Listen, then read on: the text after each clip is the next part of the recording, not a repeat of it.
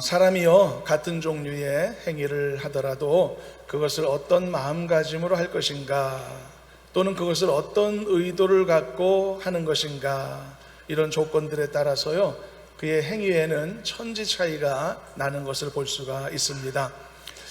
의사라는 직업을 한번 예를 들어 보도록 할 텐데요, 오늘 본문도 역시 예수님께서 병자들을 고치신 그런 치유의 이야기니까요, 어떤 의사는 병자들을 참 잘 고치는 유능한 의사입니다. 그런데 또 다른 의사도 역시 병자를 잘 고치는 유능한 의사거든요. 모두 다 병자들의 입장에서 보면 너무 감사한 사람들이고 귀한 사람들일 것입니다. 그런데 그들의 속마음들을 각각 들여다보게 된다면 그들 모두가 당연한 것이겠지만 같은 마음을 품고 있는 것은 아닐 수도 있을 것입니다. 제가 몇 주 전에 건양대 병원을 갈 일이 있었는데요, 그때 오랜만에 가보고서 시설이 크게 확장된 것을 보고 깜짝 놀라고 왔는데요, 전국의 여느 병원 못지않게 아주 깨끗하고 좋은 시설을 잘 갖추었더라고요. 건양대 병원의 설립자가 누군지는 저도 들어서 알고 있는데요, 서울에서 기만과를 운영하던 분이었다고요. 그런데 제가 그 병원을 잘 알거든요. 제가 어렸을 때 신길동, 상도동 인근에 살아서 그 병원에 다녀와 본 적도 있고, 그래서 아주 유명한 병원으로 그때도 명성이 자자했었습니다. 그런데 그 병원 원장님이 그렇게 돈을 많이 버시고 고향 근처까지 내려와서 이렇게 병원을 설립하고 지금은 아주 대형 병원으로 성장시켰으니 참 대단하다 생각이 들었었습니다.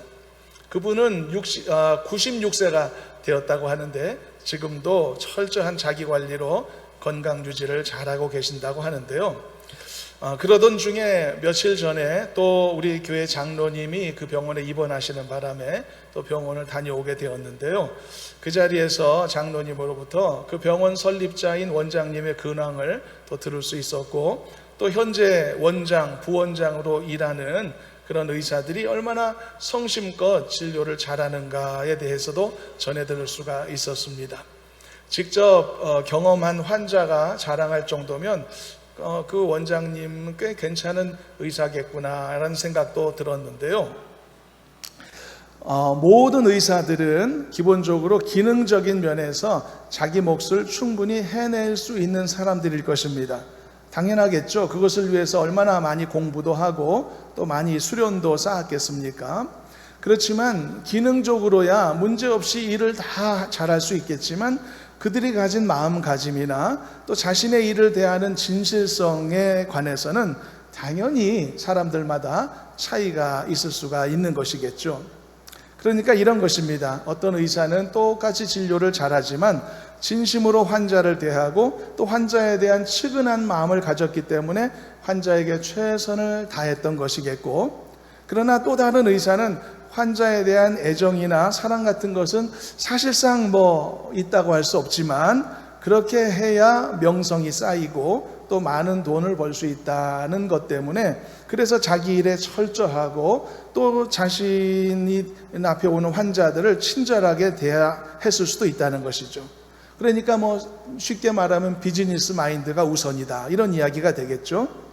얼마든지 이런 차이가 있을 수 있는 겁니다. 의사라는 직업뿐만 아니라 모든 우리의 속하고 종사하는 모든 일에도 이런 성격들이 가미될 수 있단 말이죠. 겉으로는 아무 문제가 없어 보이고 두 사람 모두 환자들로부터 감사의 마음 받기에 충분한 사람들이죠. 그러나 진정으로 존경을 받을 사람 한 사람을 선택하라고 하면은 우리가 두말 없이 어떤 한 사람을 선택하게 되지 않겠습니까? 예수님은요, 세상 사람들을 대하실 때 바로 이런 진심으로 서셨던 것입니다. 오늘 본문을 통해 우리가 이것을 발견해 볼 수 있기를 바라는 마음인 것인데요, 어떤 사람이 말이죠, 다른 사람이나 또 다른 어떤 일에 최선을 다하게 되면 그 사람은 당연히 마땅히 감사의 인사를 받을 자격을 갖게 됩니다. 이런 감사의 인사는 충분히 받을 수 있고 나눌 수 있는 것이거든요.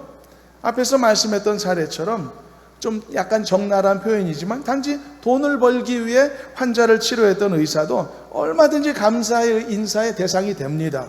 받을 만한 자격도 충분하고요. 그러나 만일 어떤 사람이요, 다른 사람으로부터 단순한 감사의 인사 정도가 아니라 진정으로 존경하는 마음을 얻고자 하는 마음이 있다면 이 경우에는 자신의 진심 어린 마음까지도 상대방에게 전달될 수 있어야 한다는 것입니다. 이게 확인되지 못하면 그는 결코 다른 사람으로부터 존경을 얻기는 힘들다는 것이죠. 요즘 사람들이 흔히 사용하는 악마의 재능이라는 표현이 있는데요. 이 말이 무슨 뜻입니까? 행실은 엉망이지만 재능이 너무 뛰어나서 그것 때문에 용서가 되는 사람이다, 그런 의미를 갖고 있는 표현이죠. 어떤 사람에게 반박할 수 없는 특별한 재능이 주어져 있지만, 그렇지만 그의 행실이나 그의 태도나 그의 마음가짐은 그런 재능과 비교할 때 턱없이 낮은 수준에 머물러 있단 말이죠. 자, 그렇다면 이런 사람들은 우리가 어떻게 받아들여야 되겠습니까? 요즘 한 유명한 트로트 가수가 음주운전에다가 뺑소니 사고까지 일으켜 구속까지 되고 말았죠. 그렇다면 노래로서 많은 사람들을 감동시키는 그가 가진 아주 특별한 재능으로 더 많은 사람들이 지속적인 유익을 얻을 수 있도록, 그래서 그를 석방하는 게 더 옳은 선택일까? 아니면 그 반대가 오히려 더 옳은 선택일까?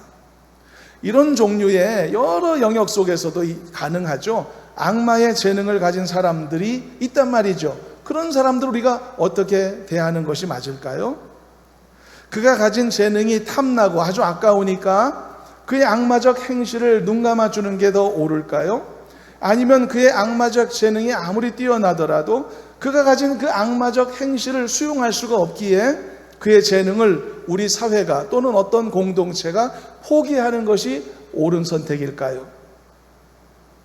여러분, 합리적이고 실리적인 가치를 추구하는 이 세상의 기조 안에서는 정답은 거의 정해져 있습니다. 비록 그의 행실이 악마적이다 할지라도 그의 재능을 취하는 것으로 얻어지는 유익이 아까운 마음이 드는 거죠. 그래서 그것을 선택하는 것이 대부분의 선택이라고 생각이 듭니다. 그렇다면 하나님이 우리에게 주신 이 기독교적 신앙과 그 가치의 관점으로 볼 때에 어떤 것이 더 옳은 선택이라고 생각하십니까? 명백하게 기독교적 신앙의 관점에서는 한 사람이 악마적 요소와 천부적 재능을 공존하여 갖고 있는 경우, 그가 아무리 천부적 재능을 갖고 있다라고 하더라도 그가 지닌 악마적 요소로 인해 그는 하나님 앞에 용납될 수가 없을 것입니다. 이것이 기독교적 신앙의 가치 아래 내려지는 결정들인 것이죠. 예를 들어 여러분, 하나님께서 저 천국에 들어갈 자격이 없는 자들에게도 천국의 문턱을 크게 낮추신다고 한번 생각해 보겠습니다. 그래서 모두 천국에 다 들여보내신다면 아마 일단 모두에게 행복하고 아주 좋은 일처럼 생각이 들 것입니다. 천국과 지옥으로 갈라지게 되는 이산 가족도 많이 사라지게 되겠죠. 행복한 일이겠죠. 그렇지만 그것은요, 하나님이 선택하시는 방법이 되지 못한다는 사실이죠. 예수님의 비유 말씀 중에도 왕의 혼인잔치의 비유가 있었죠. 많은 사람들이 초청받아 그 잔치에 참여하기 위해 모였지만 그러나 모두가 참여한 것은 아니었단 말이죠. 자격 없는 자들은 다 참여가 저지되었고 그리고 돌려보내지지 않았습니까? 그게 이 말씀의 비유 아닙니까? 우리가 이번 주에 새벽 예배 시간에 기드온 사사의 이야기를 주로 살펴봤는데요. 아니, 병사들의 숫자는 무조건 많으면 좋은 건데, 그렇죠? 그래서 잘 싸우든지 못 싸우든지 간에 무조건 많이 데려갈수록 전쟁에 유익한 것인데 하나님의 선택은 그렇지 못했었단 말이죠. 여러분, 많이 데려가면 전쟁터에 나가서 총알바지로도 사용할 수 있을 것 아니겠습니까?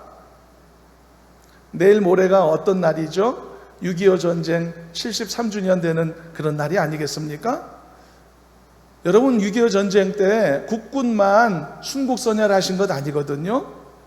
그 당시에 많은 어린 학도병들이 이렇게 동원되어서 그들도 이 순국을 하셨단 말이죠. 그분들은 어떤 분들입니까? 훈련도 제대로 받은 것도 없고 무기도 제대로 지급받은 것도 없이 그분들이 가서 할 수 있었던 일은 뭐냐? 그냥 총알바지밖에 할 수 없었다는 안타까운 이야기가 아니겠습니까? 그럼에도 불구하고 그래도 그런 분들이 없었던 것보다는 있었던 것이 얼마나 더 큰 유익이고 우리나라의 큰 영광스러운 일이겠습니까? 그런데 하나님의 선택은 그게 아니었다는 것이죠. 그 많은 병사들을 다 집에 돌려보내고 제외시키고 300명만 고르시지 않았습니까? 여러분, 이것이 세상의 가치 기준과 기독교적 가치 기준의 차이점을 적나라하게 보여주는 한 가지 사례라고 할 수가 있는 것입니다. 예를 들어 어떤 것이 더 돈이 되는 선택일까? 이것이 세상의 가치에 속해 있는 선택이라면 보통 그런 방향 쪽으로 선택되고 그 길로 걸어가게 되겠죠? 그렇지만 어떤 것이 더 옳은 일일까? 바로 이것은 기독교적 가치에 따른 선택의 기준이 될 수 있는 것이란 말입니다. 엄청난 차이가 있는 것이죠.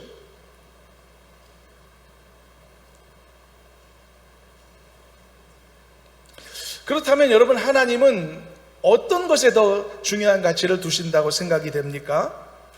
여러분, 하나님은요, 재능이나 또는 기능보다는 사랑과 긍휼과 같은 진심과 진정성이 하나님 앞에서는 훨씬 더 높은 가치가 된다는 사실입니다.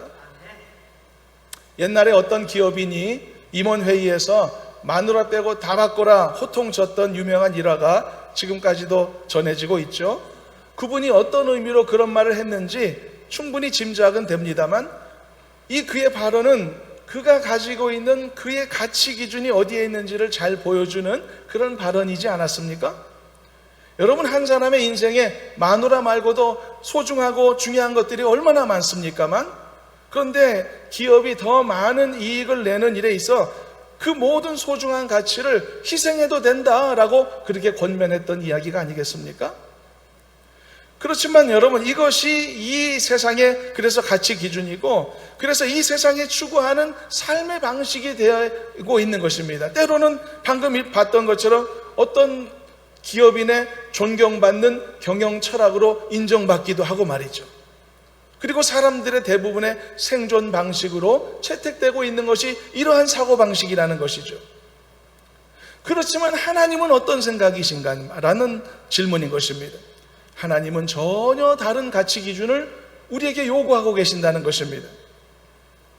우리가 지금 드리는 이 예배와 관련된 중요한 성경 말씀이 있는데요, 우리가 매주 듣고 있는 말씀이지만 한번 읽어보시도록 하겠습니다. 요한복음 4장 24절 말씀 같이 읽어봅니다. 하나님은 영이시니 예배하는 자가 영과 진리로 예배할지니라.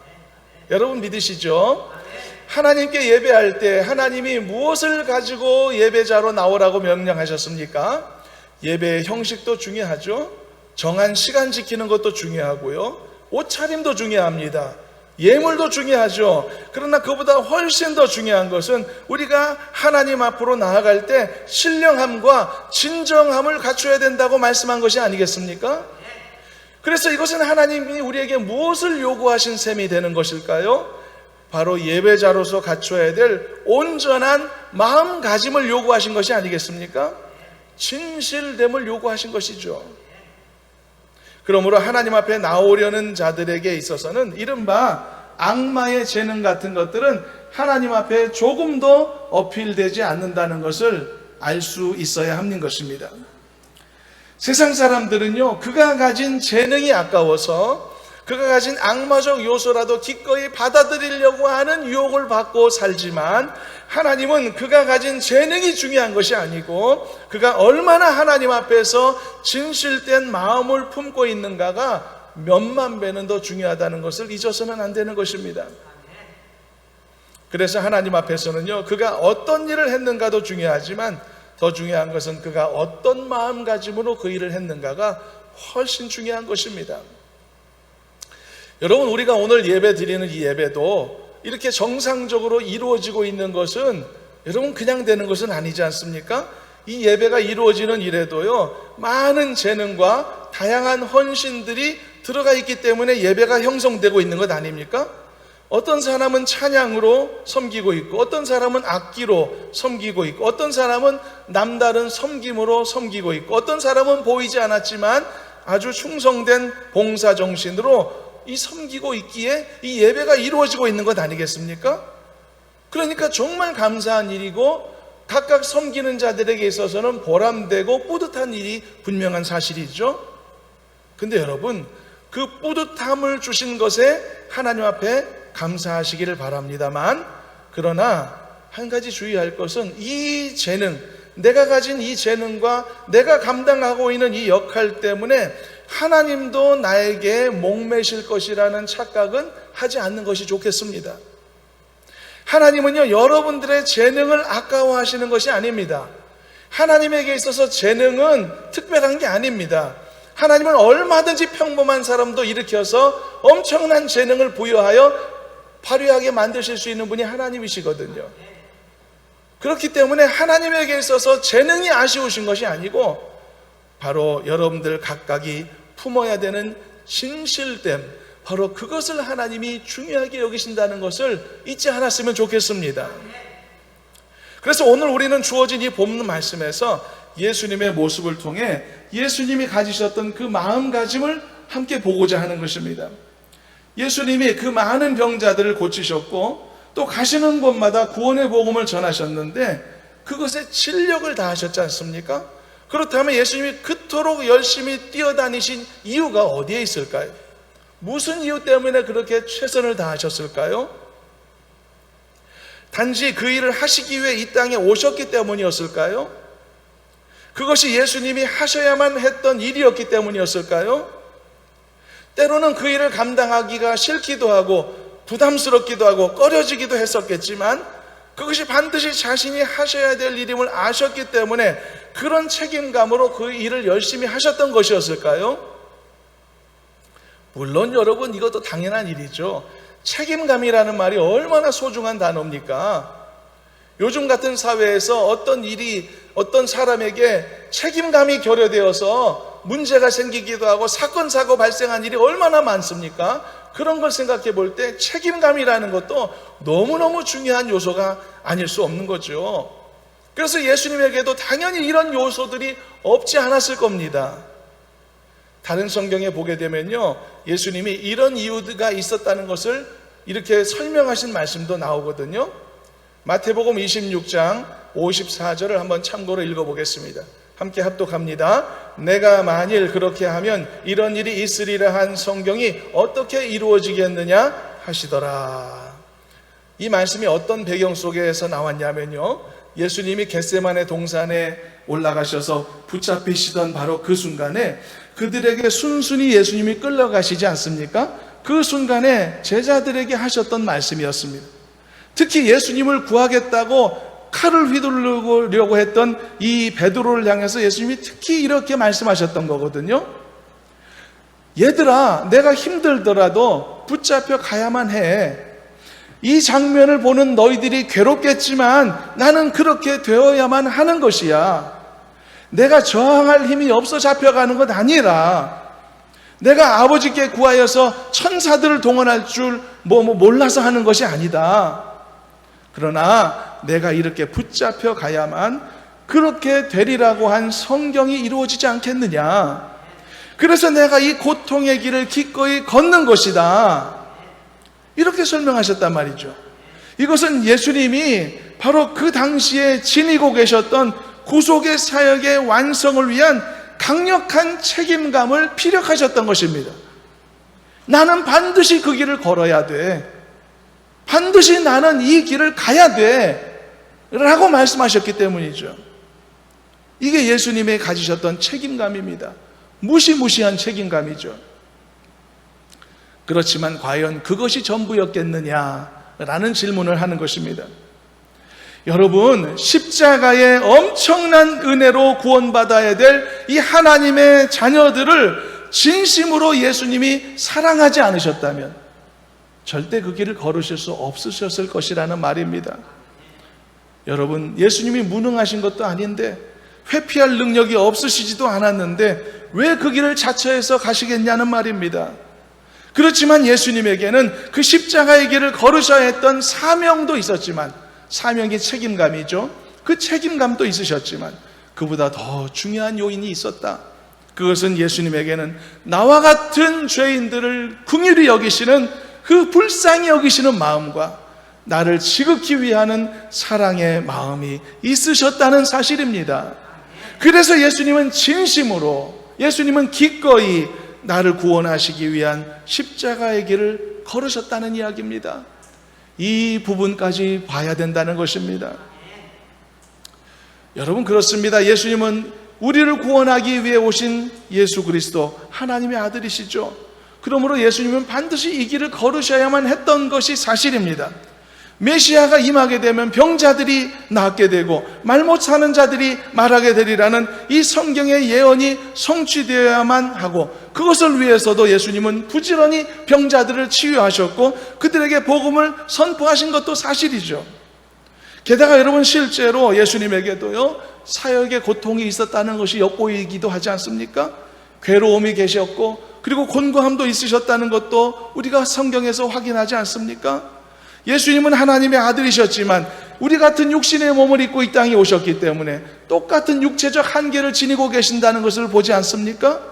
그래서 예수님께서도 이 잔을 내게서 옮겨주시라고 기도하실 수밖에 없었을 만큼 그 인류 대속의 십자가 길이 험난하고 두려웠었단 말이죠.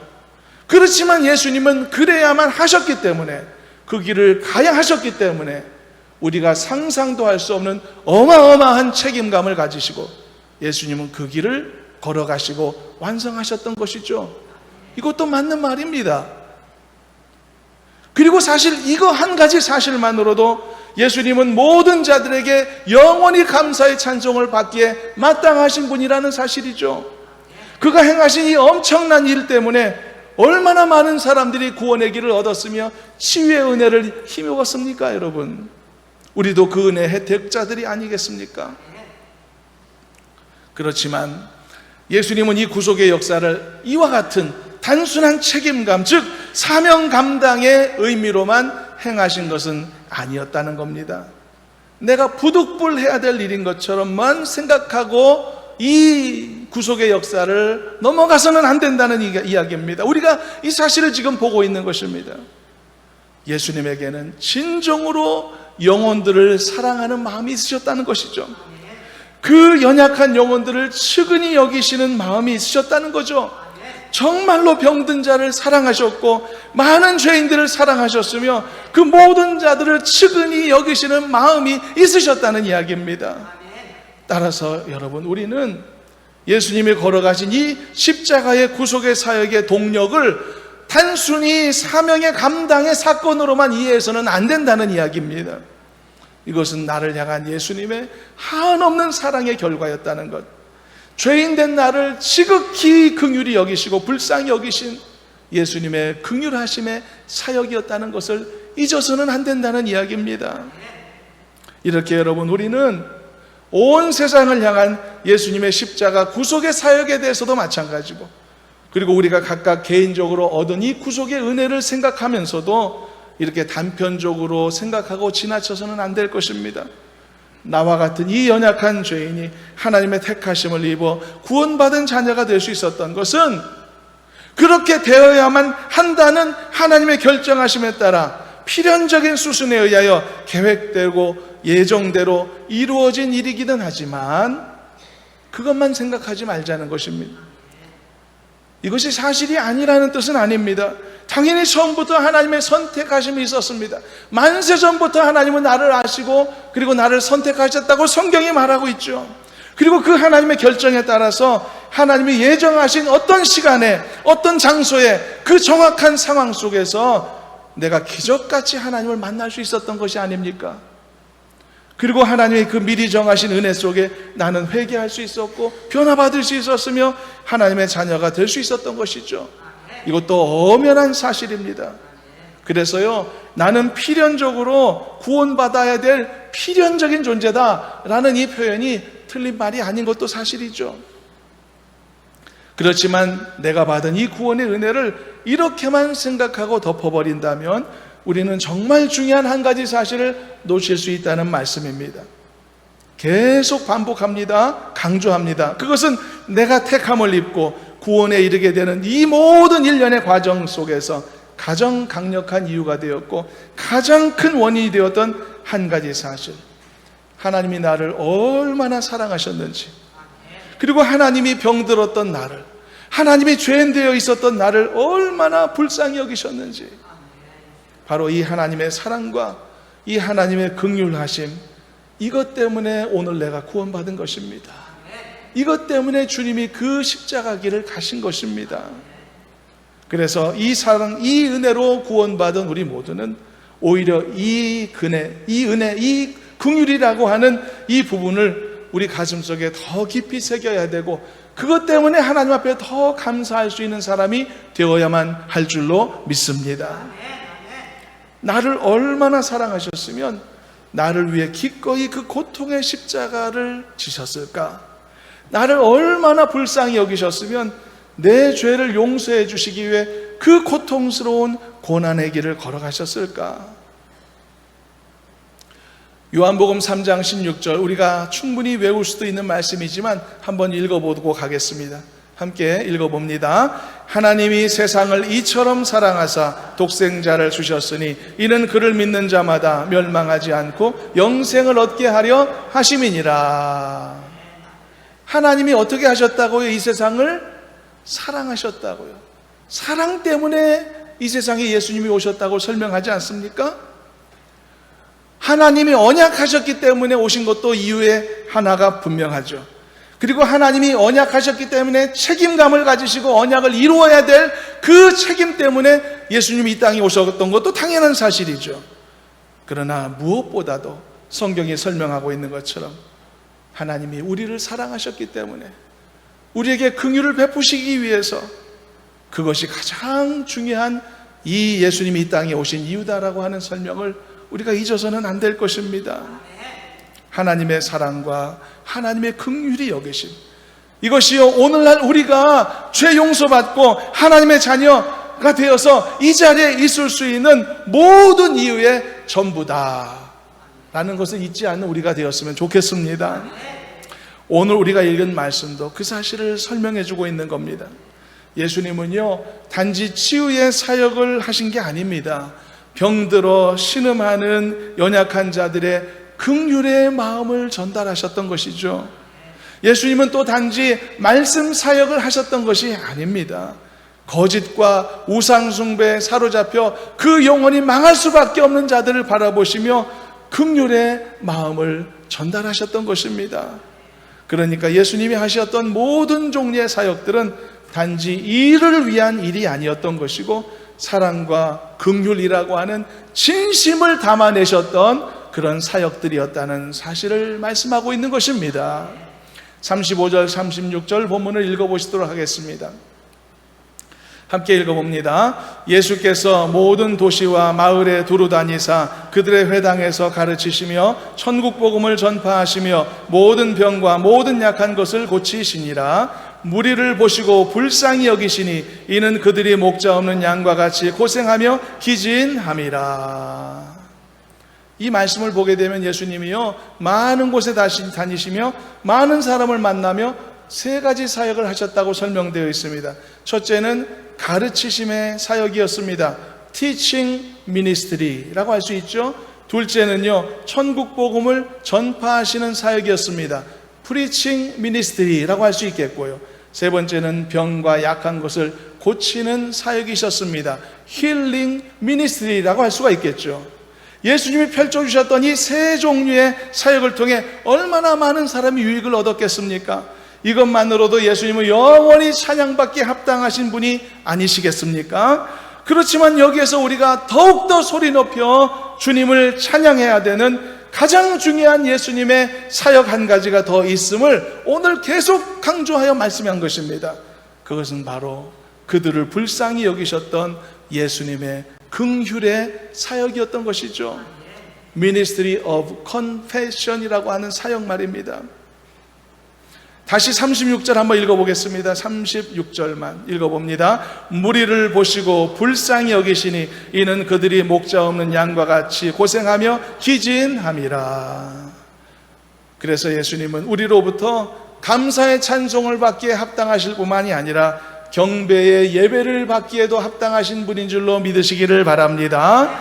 환자들을 진심으로 사랑하며 치료했던 의사가 감사의 말씀도 받고 존경도 받기에 마땅한 사람인 것처럼, 사랑하는 여러분, 이 불쌍히 여기심의 은혜를 받는 게 얼마나 축복인지를 기억했으면 좋겠습니다.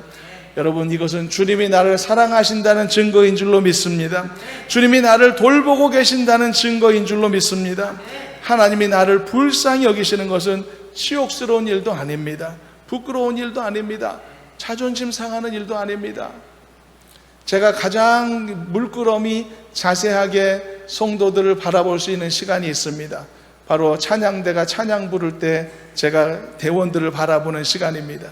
제가 그 바라보면서 오늘도 여러 가지 생각을 했습니다. 한 분 한 분 바라보면서 저분이 있기까지, 저분이 그 일을 겪고 오늘 이 자리에 있기까지 얼마나 놀라운 하나님의 사랑이 있었을까, 얼마나 놀라운 하나님의 긍휼로 인도하심을 받았을까, 한 분 한 분을 생각하며 제가 너무 감사하는 마음이 있었습니다. 여러분, 하나님의 긍휼이 없이는 우리는 존재할 수 없는 사람 아닙니까? 하나님의 사랑 없이는 우리가 이 자리에 있을 수 없는 사람 아닙니까? 긍휼과 사랑으로 어떻게 그것이 없이 내 인생을 설명할 수 있겠습니까? 하나님의 긍휼이 있었기에, 하나님의 사랑이 있었기에 오늘 우리가 존재하는 줄로 믿으시기를 바랍니다. 그러므로 이것은 놀라운 하나님의 축복이며 은혜 중에 은혜입니다. 예수님의 긍휼하심을 더욱더 풍성히 입는 복된 성도들이 되기를 주님의 이름으로 축원합니다. 하나님은 너를 만드시는 분, 너를 가장 많이 알고 계시며, 하나님은 너를 만드신 분, 너를 가장 깊이 이해하신단다. 하나님은 너를 지키시는 분, 너를 절대 포기하지 않으며, 하나님은 너를 지키시는 분, 너를 쉬지 않고 지켜보신단다. 그의 생각 셀 수 없고 그의 자비 무궁하며 그의 성실 날마다 새롭고 그의 사랑 끝이 없단다. 믿으시기를 바랍니다. 하나님이 나를 얼마나 사랑하시는지, 하나님이 나를 얼마나 불쌍히 여기시는지 이 말씀과 이 찬양을 통해 다시 일깨웠으면 좋겠습니다. 2절은 우리가 같이 부르려고 준비했는데 함께 부르면 좋겠고요, 여기에서 가사에서 너를 나로 바꾸어 함께 한번 불러봤으면 좋겠습니다.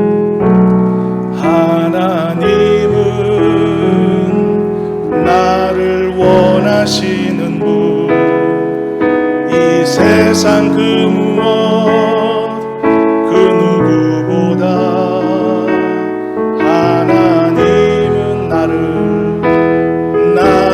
원하시는 분, 나와 같이 있고 싶어 하신단다. 하나님은 나를 인도하는 분, 광야에서도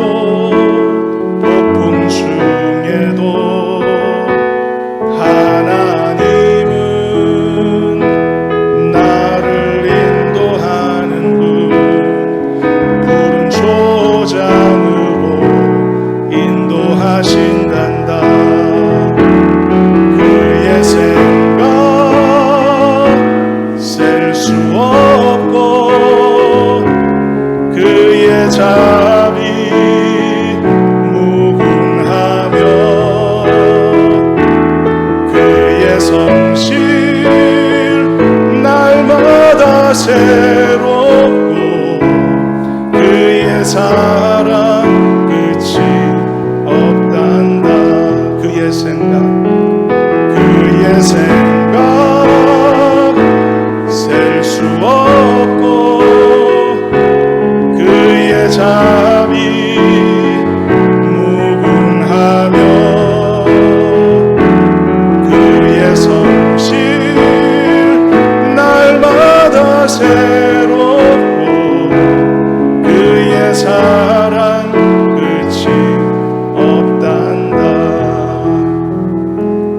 그의 사랑 끝이 없단다. 다시 한번 그의 사랑 끝이 없단다.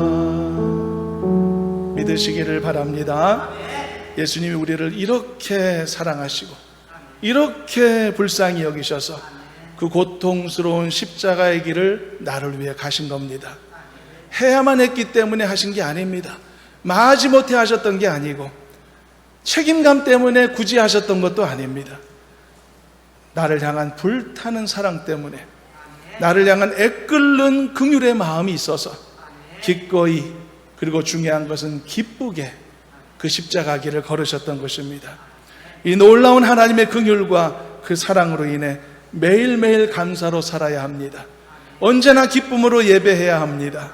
순간순간 즐거움으로 찬송해야 합니다. 이런 행복한 성도로 살아야 할 줄로 믿습니다.